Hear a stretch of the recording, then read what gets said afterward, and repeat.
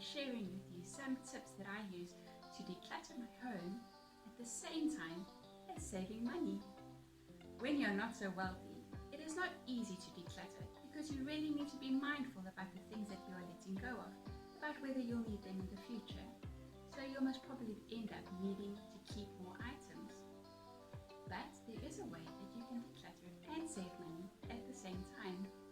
Let me share with you how. So the next step is to shop in your own home. And no, I do not mean that you must do some online shopping. I mean that if you need to buy something, then first look around your house to see if you've already got something that can fulfill that purpose.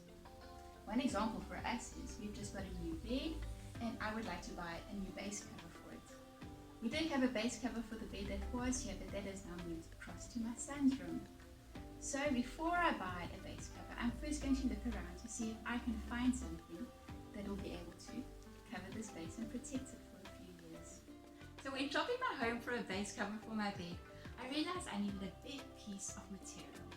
And one place to find big pieces of material are tablecloths. Tablecloths are also something that I would like to declutter. And I know that the ones that are at the top are the ones that I use often and wash and have to put it back at the top. But the ones at the bottom are the ones that I don't use so often. And I was thinking specifically of this black one that I don't use very often. And I know that it is absolutely huge. So I think I am going to make a base cover for my bed out of this black tablecloth. Now in doing this, I get to declutter my tablecloths a little bit. I get to save some money, so it is a win-win all the way around.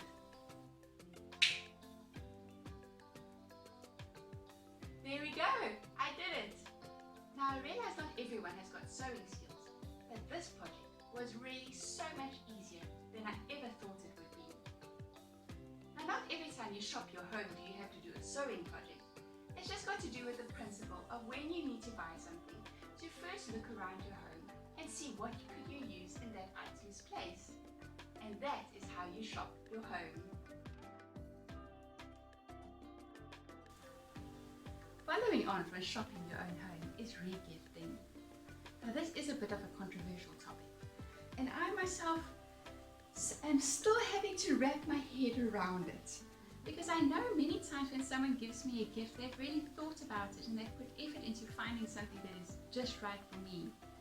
But once I've received it and I know that I'm never going to use it, I feel too guilty to give it on again. But I've come to realize that if I were to give a gift to someone and I found out later that they had regifted it or donated it or decluttered it in some way, I wouldn't be offended at all. And I hope that the people that give me gifts will also respect my choice whether to keep them or not.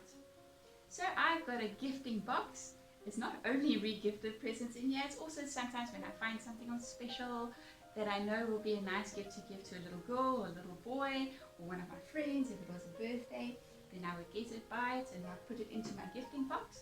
So this is not just re-gifted presents, it is also things that I found special over the years. And when I know I'm going to a birthday, I will first scratch through here, see if there's anything appropriate for the person, obviously making sure that it's not going back to the same person I got it from, and then wrap it up and give it away. I've come to realize that sometimes when we receive gifts, then we use it for a while and find out that it doesn't really suit us or we don't really use it all that much. And then you've got a used item that you have to donate.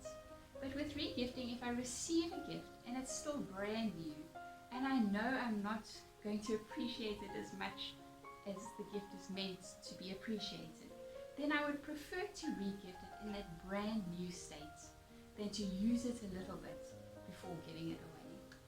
And in the long run, it does mean when the person has given me a gift and I am re-gifting it, that they are actually saving me a little bit of money, which is a gift in itself. Part of shopping your home is to depossess things. Stop thinking of everything as mine. I found for some reason or other, I was taking ownership of things that really could be shared. Now there are some things that can't be shared.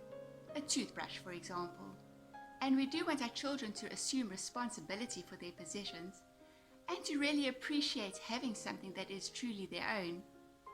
But I found that there were many things that I assumed ownership for that could be shared, and that I bought the similar items for my children and my husband to have as their own thing, when in reality we maybe just needed one or two of that thing and we could have shared them all. One example of this is nail polishes.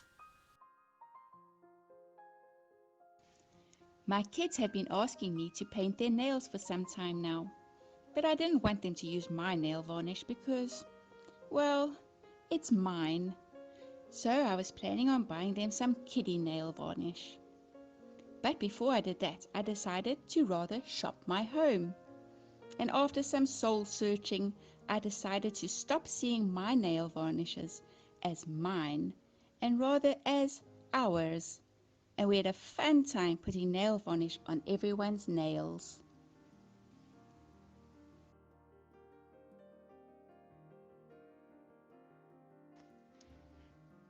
Thank you so much for watching all the way to the end.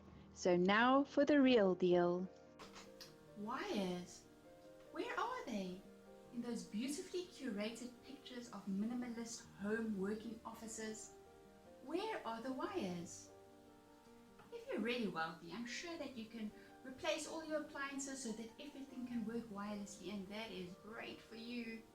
But when you are not so wealthy and you're having to make do with the printer that you've had for the last 10 years and the keyboard that has still got a wire to go to the computer, then there are a lot of wires, and it is really tricky to keep them neat and tidy.